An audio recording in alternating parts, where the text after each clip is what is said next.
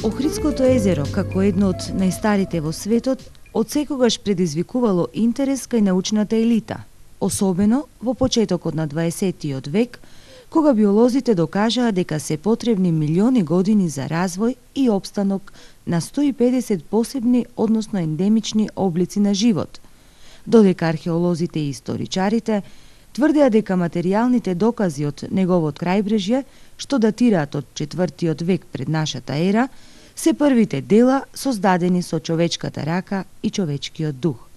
Се разбира, тоа не значи дека Охридското езеро не било тема на научно и ненаучно наблюдување и далеку пред тоа.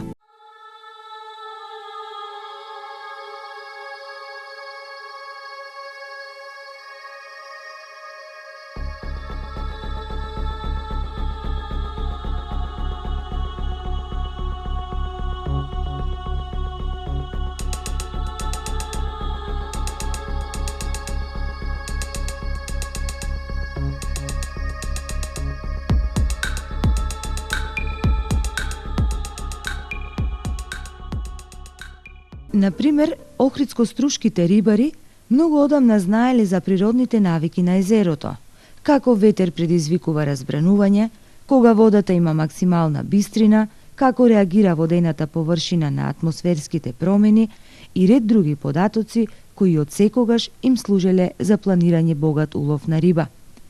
Тие умееле да фрлат поглед на рибите низ длабочината на водата и, задоволувајќи си ја сопствената љубопитност, не промислувале дека токму тој поглед ќе им донесе ново сознание за животот и постоењето на престарата цивилизација на овој простор.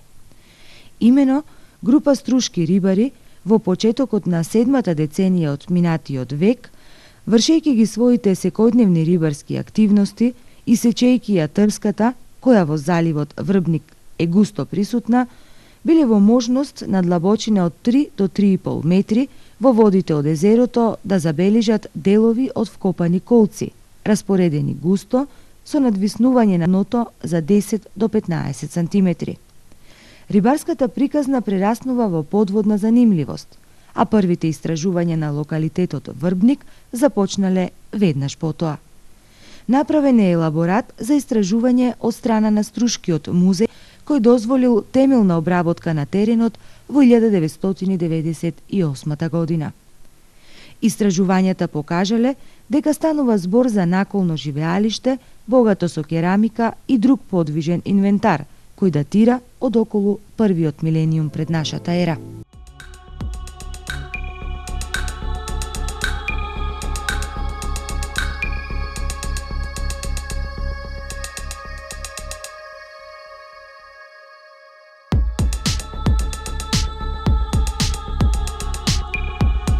Местноста Врбник е дел од заливот помеѓу Струга и селото Радожда, распространета на северниот дел од езерото, обкружена со лачно заоблен брег, обреснат со ниска езерска вегетација и со високи стебла од врби.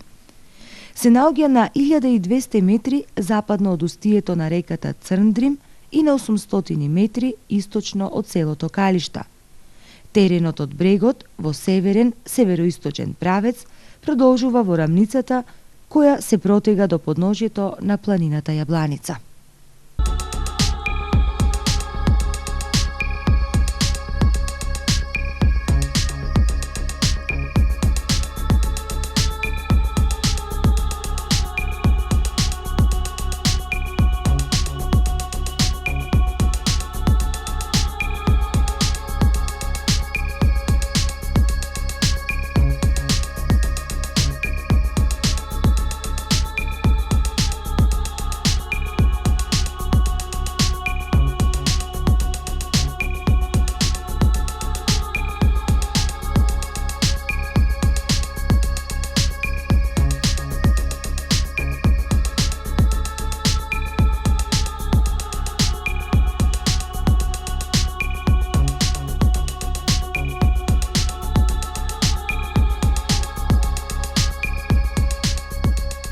За доцнувањето од безмалку 4 децении, сметајќи од денот на откривањето на локалитетот, па до конечното истражување, се чини е оправдано. Пред се појавила потреба да се најде човек кој во езерските длабочини, во средината каде што живеат рибите, во светот на тишината, требало од една страна да ја процени можноста за реален опстанок на материјалната култура, а од друга да пристапи кон нејзино извлекување на суво. Ваква можност се создава дури по појавата на нуркачкиот спорт на Охридското езеро, или подобро речено, по намерата на нуркачките клубови да се занимаваат и со така нареченото нуркање за деловни потреби. Честа, први да го видат локалитетот одблизу, им припадна на нуркачкиот клуб од Струга и на клубот за подводни активности Канео од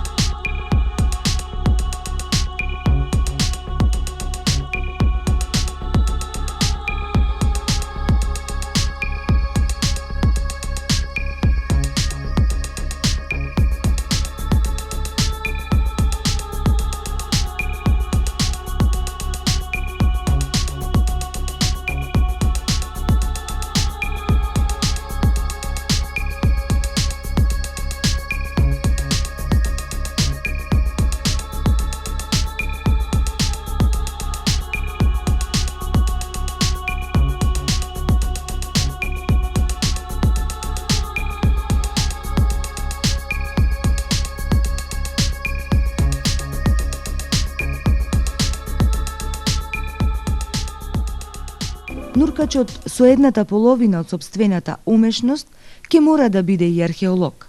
За почеток, тој ќе мора да ги одреди основните габарити на локалитетот и видно да го обележи со пловни елементи, во овој случај со затворени празни пластични боци, врзани со конец за дното од езерото, а со цел да се овозможи фиксност на зацртаната точка наспроти подводните струи и надворешните влијанија.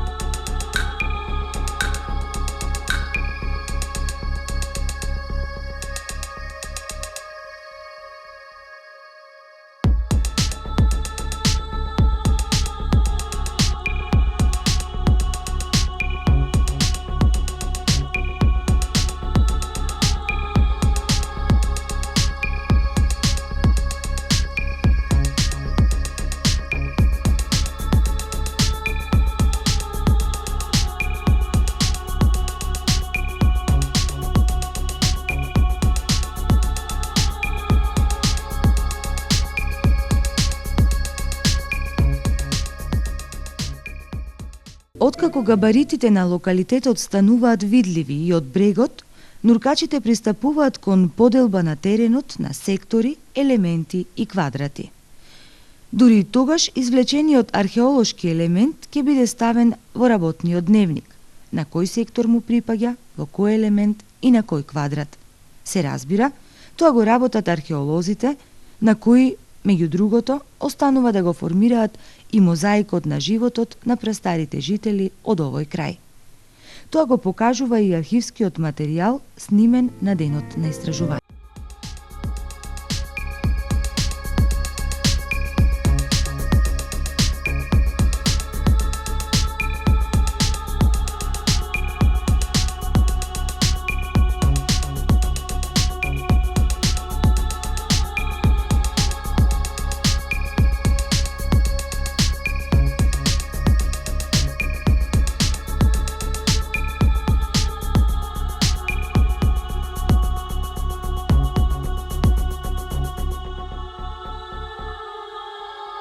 Со подводното истражување се откриени 126 длабоко вкопани колци кои имаат различна дебелина и различен степен на зачуваност. Пречникот им се движи од 10 до 30 сантиметри. Од перманентните долготрајни удари на подводната струја, врвовите на колците или се заоблени или се заострени. Не е забележана примерна обработка врз нив. Деталното посматрање на колците упатува на сознанието дека во најголем процент тие се изработени од стебла од костен и денес присутно растение во овој крај и дрво кое што е прогласено за најводоотпорно уште пред повеќе од 3 милениуми. Распоредот на колците и натаму останува нејасен.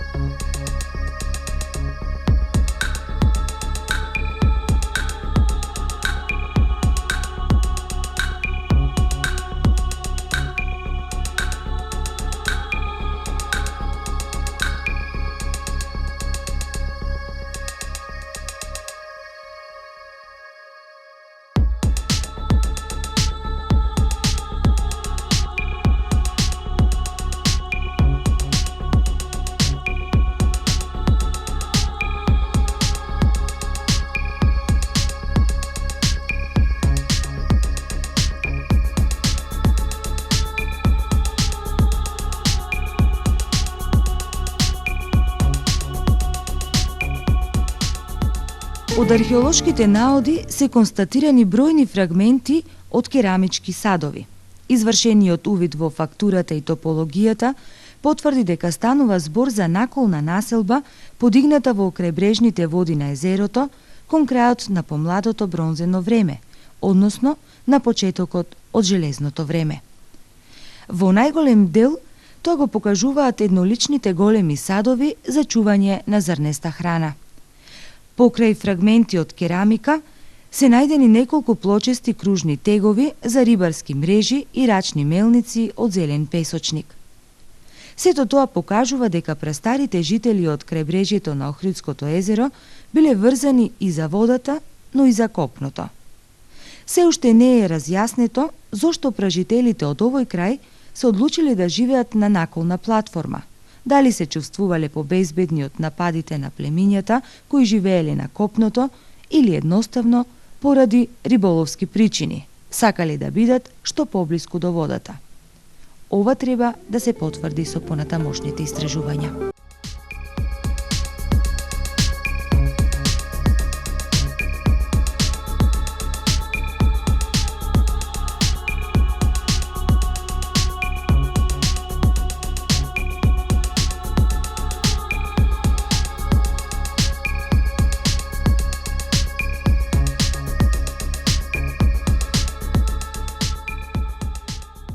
Најголемиот дел од керамиката е од раното железно време, односно од 9 до 8 век пред нашата ера. Хронолошка и културна новина представуваат неколку садови со високоаглесто свиткани држалки, украсени со врежани орнаменти, како и бронзената белезица со вкрстени краеви, украсена со орнаменти рибина коска и со временска припадност кон крајот на 7 или 6 век пред нашата ера. Хронолошката граница на локалитетот се спушта уште за 2 века, што ќе потврди континуитет на живење во наколните живеалишта во водите на Охридското езеро и тоа од 9 па се до 6 век пред нашата ера. Всушност, присуството на многобројните колци поставени по недефиниран распоред исто така кажува за животниот континуитет од неколку векови, кога тие се надоградувале или се заменувале со нови. Може да се заклучи дека рибарската наколна населба Врбник представува традиционален и речиси неизменет начин на живење неколку векови од железното време. Локалитетот е значаен и по тоа што за прв пат во нашава земја од подводите на Охридското езеро се извадени толков број на археолошки предмети кои ќе ја допрат човековата праисторија низ призмата на светските настани. Ако локалитетот Врбник важеше за првооткриено прастаро живеалиште на брегот на Охридското езеро, тоа не значи дека тоа е единствениот кој ни дава податоци за животот и работата на престарата цивилизација од ова поднебје. Само 2 години подоцна од откривањето на Врбник е лоцирана и првата неолитска населба за која се претпоставува дека била ловиште за риби. Била подигната на местото каде што Црн Дрим истекува од Охридското езеро. Станува збор за наколно живеалиште, односно за прастара рибарска населба во која своевремено живееле бригите и енхилејците, а подоцна и десаретите кои низ вековите од тоа рибарско ловиште изградиле градска населба именувана како Енхалон, што ќе значи дишач или според некои други автори јагула. Иако зачуваните антички споменици го гарнираат мислењето дека Струга е средновековен град, археологијата докажува дека на овој простор постоела населба која датира 3000 години пред нашата ера. Со оглед на пронајдените археолошки предмети кои потекнуваат од младото камено време, како што се многобројните камени и коскени алатки и орудија, и овде се потврдува многовековниот континуитет на живење.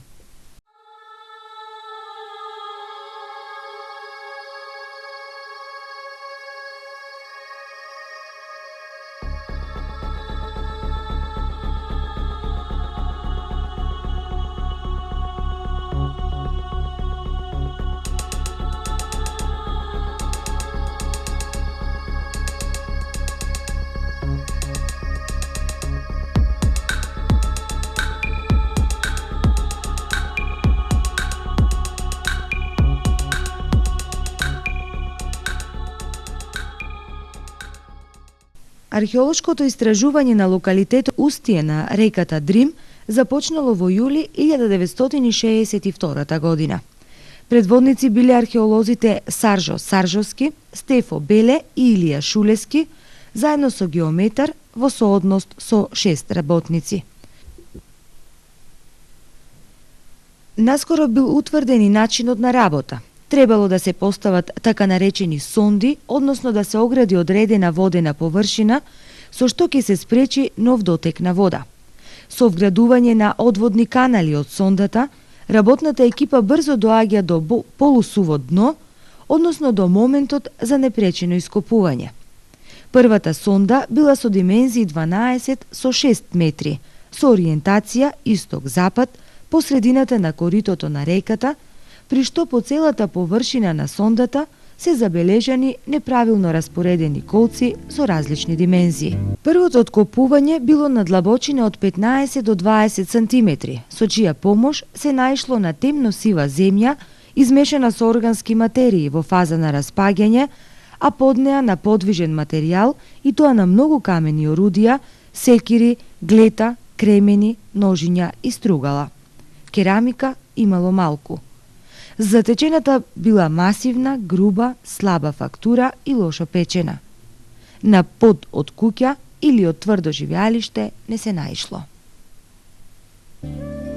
Продолжувајќи го откопот кон источната страна од сондата, колците продолжиле да се појавуваат. Се појавила и повеќе керамика, претежно од црепни и поголеми садови, исто така слабо печена.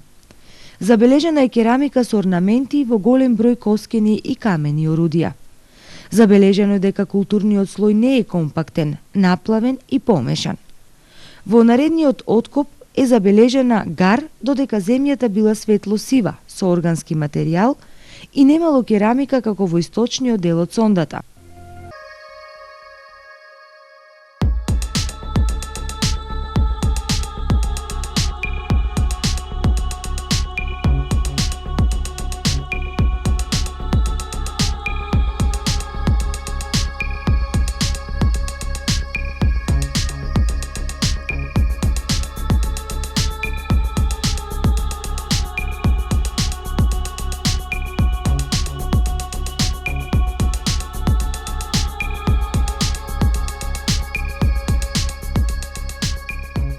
Темносивата земја продолжила да се појавува во источниот дел на длабочина од 5 до 10 сантиметри, кога се наишло на стерилна глина. Токму помеѓу двата слоја земја е најдено повеќе керамика, наспрема камените и коскените орудија кои ги немало. Културниот слој завршил кога почнале да се појавуваат ситен песок, тиња и наноси измешани со ситен камен, органски материјали и животински коски со минимално присуство на керамика. Со цел да се провери докаде се простирала населбата во правец југ, е поставена и друга сонда со димензии 2 со 4 метри. Иако со откопот е постигната длабочината од првата сонда, на културен слој не се наишло. Истата судбина ја доживува и третата сонда во правец север-југ, но и овде не се наишло на културен слој, што ќе важи како податок за работната екипа дека сепак наколната населба зафаќала строго определен простор. Селејќи ја заложбата во првата сонда, ископите само ја потврдиле длабочината од набиените или поставените колци, која изнесувала 1 метар и 30 сантиметри и ништо повеќе не е утврдено. Габаритите од преисторискиот локалитет Устие на реката Дрим изнесуваат 150 метри во правец север-југ, додека во правецот исток-запад не можело ништо да се одреди, бидејќи во меѓувреме се извршувале работите за уредување на коритото на реката. Тоа е времето кога за секогаш е уништен добар дел од локалитетот со исфрлање на земја со тешки градежни машини. Интервенцијата на Народниот музеј од Струга успеала да сочува само еден дел од локалитетот и тоа покрај новиот мост, а со цел да се извршат систематски заштитни истражувања. Во текот на изведувањето на градежните работи, управата на музеот вршеше постојан надзор врз разурнувањето на земјата, при што собираше археолошки материјал, што во добар дел го чинат камени орудија, коскен како и керамичен материјал. Сепак, најчесто под собраниот материјал стои дека е пронајден во првата сонда лоцирана на 61 метар од устието на Дрим, во која културниот слој изнесувал од 90 до 100 сантиметри.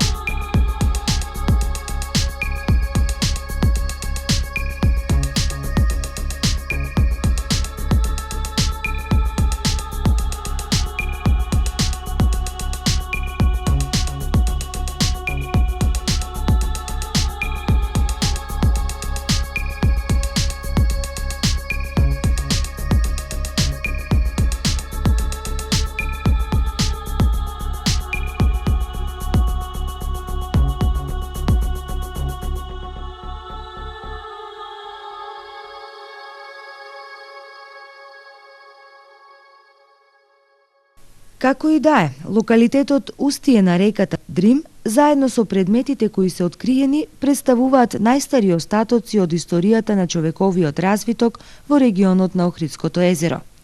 Тие се доволни за да го покажат совршенството на човековата рака и дух за тогашни прилики. Меѓутоа, истражувањата од 1962 година не се единствената потврда за постоењето на прастарата цивилизација на брегот од Охридското езеро. Истражувачот Мушмов во својата статија "Наколни жилисца на Охридското езеро" при град Струга, а подоцна и Шираков во книгата "Охридското езеро и град Охрид" забележуваат дека без сомневање на Охридското езеро имало живот уште пред историската епоха.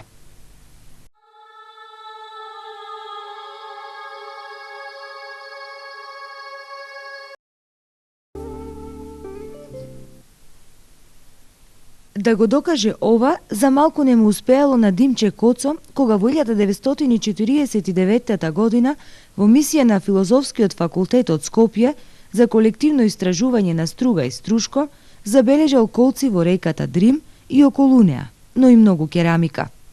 Првиот впечаток му бил дека гледа колци од рибарски колеби, свежо изградени, додека пак керамиката ја прогласил како исфрлен отпадок од страна на струшките грнчари кои работеле во градот.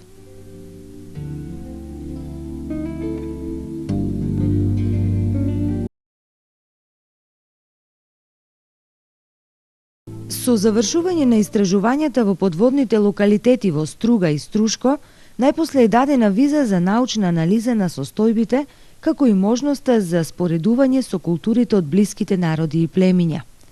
Така, локалитетот Устие на реката Дрим, проучувачите го поврзуваат со културата на крајбрежјето од Јадранското море, која преку Белдрим допирала до устието, односно до почетокот на течението на реката Црн Дрим.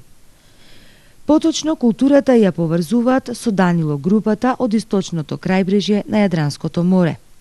Непосредни аналогии се најдени во Албанија на Маличкото езеро, кои исто така имаат сличност со културата од Јадранското крајбрежје. Устието на реката Дрим се поврзува со Малик 2, по идентичните форми на двата локалитети. Алоја Бенац и устието Црн Дрим. Материјалите од двата локалитети ги поврзуваат средините од Јадранското крајбрежје преку централно-албанската до Струшката котлина со сите карактеристики на преодни зони. Инаку, Струшката котлина, која се протега северно од езерото, секогаш била погодна за земјоделство и сточарство. Климата е блага, со многу сончеви денови, но и со дожд, односно влага. Езерото секогаш било користено за рибарење. Се на се, неолитските луѓе имале можност да ги развиваат своите стопански дејности, а со тоа и да го градат животот со континуирано присуство на овие простори неколку милениуми пред нашата ера.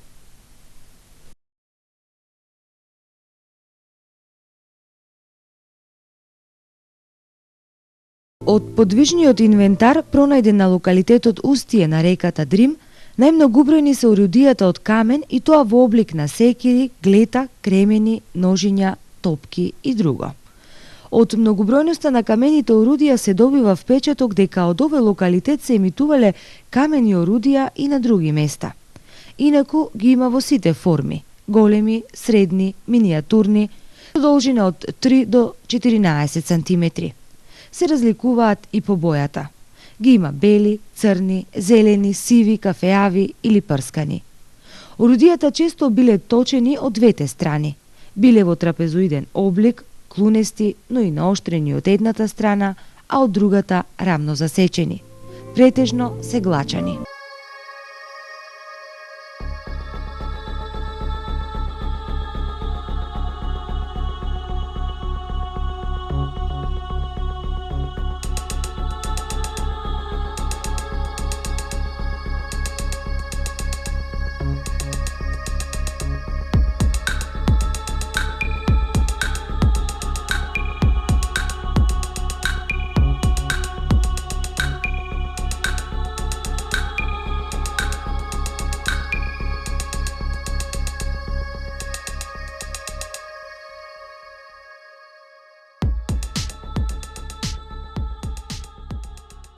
Намената на орудијата не било тешко да се одреди. Како посврст материјал, помасивните се користеле за лов, потоа за кршење и за цепење коски, служеле како длета, за стружење, но и за обработка на помеки материјали како што се дрво, коска и камен. Пронајдени се и две камени секири кои биле благо зашилени од двете страни и жлебани по средината на телото за да се овозможи прицврстување на дршка.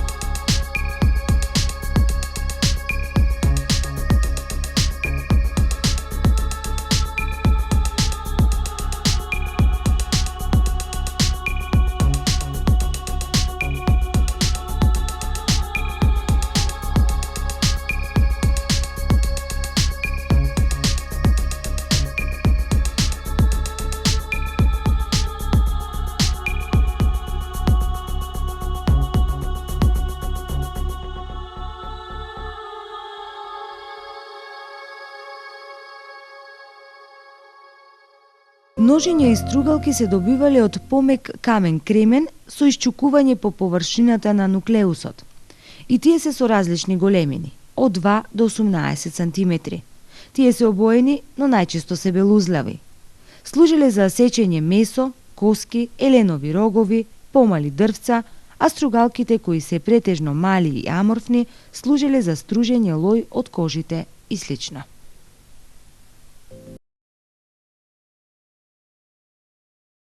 Од мермер се направени неколку амулетки, односно амајлии, со просечна широчина од 4 сантиметри. Тие се елипсовидни, со засеци и се издупчени на средината. Од камен се правеле и жрвни. Тие се помасивни и заоблени, за да бидат стабилни и да не дозволат истурање на брашното. Камените топки, кои исто така се пронајдени на овој локалитет, служеле за лов кога истите биле фрлани со праки. Во зависност од карактерот на ловот се користеле помали и поголеми топки.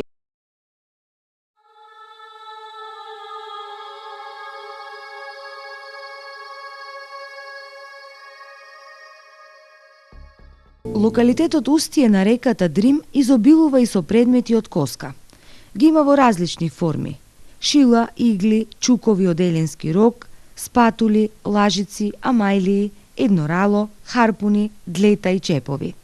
Тие се со големина од 5 до 24 сантиметри. За нивното производство се користени различни коски, чија мекост дозволувала обликување. Голем дел од предметите се глачани, а некои дури се обоени.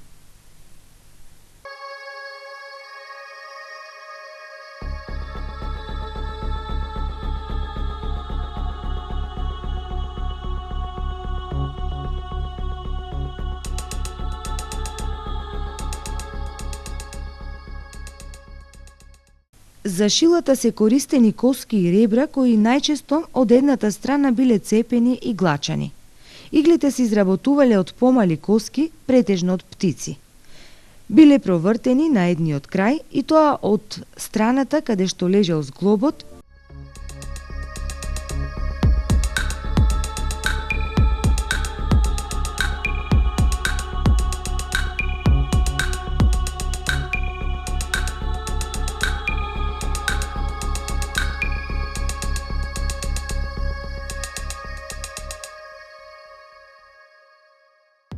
од еленови рогови се правени чуковите и глетата.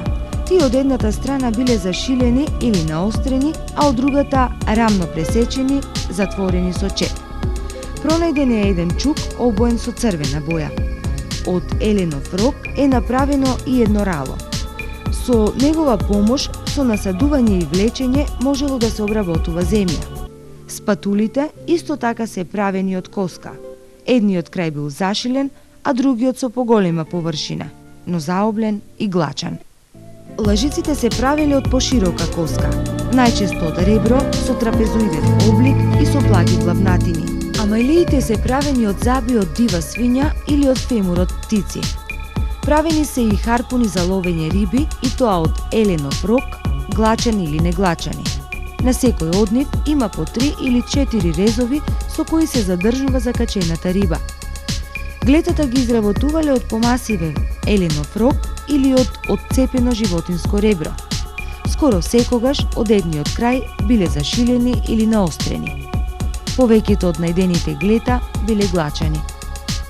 Малите чепови биле изработувани од врвови на еленов рог и служеле за пополнување и за засилување на задниот дел од чуковите, кои често биле дупчени и во длабочина од по неколку сантиметри. Керамиката пронајдена на локалитетот устие на реката Дрим може да се подели на груба и фина.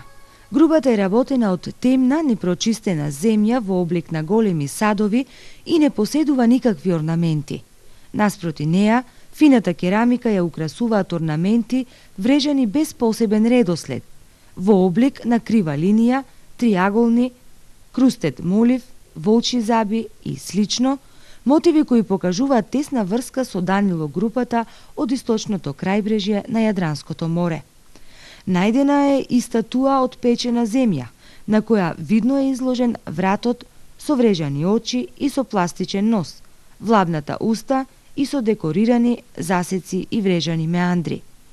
На овој локалитет се најдени и тегови, пршлени и жртвеници, исто така изработени од земја.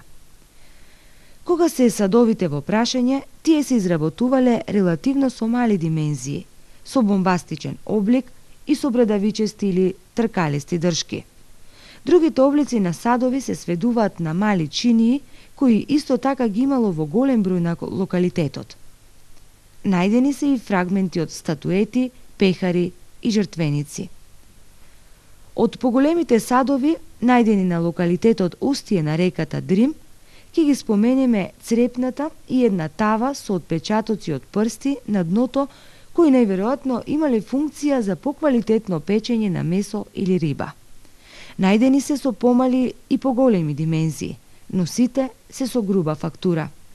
Посебен интерес предизвикала една четвртаста пинтадера, која била украсена со прави линии и служела за украсување на тесто. Од земја се правени тегови и пршлени. Теговите се во облик на конус, провртени во горниот крај и цилиндрични, продупчени по средината. Тие служеле за обтегнување на рибарските мрежи, но и за обтегнување на прегја, односно конци за разбоите за ткаење. Пршлените се исто така цилиндрични, провртени по средината и често украсувани со засеци и убоди. Намената им била во процесот на ткаењето. Богатството на предмети кои се пронајдени на локалитетот устие на реката Дрим покажуваат дека тие имале само утилитарна функција, но затоа пак истовремено естетски се обликувале до степен на украсување на самиот човек, при што со нивно носење се одредувал полот, социјалниот статус или пак ги носеле за да се заштитат од негативни влијанија како што се болести или несреќни случаи. Забележано е дека предметите биле изработувани од материјал кој бил најдостапен за луѓето, помек камен од кој се изработувале сечила и поред уширањето служеле за сечење, потврд камен од кој се изработува кири, глета, чекани и тупала, потоа користење на разни коски од кои се произведувале предмети во домакинството и служеле за секојдневна употреба, но и користење на обичната земја за керамички производи.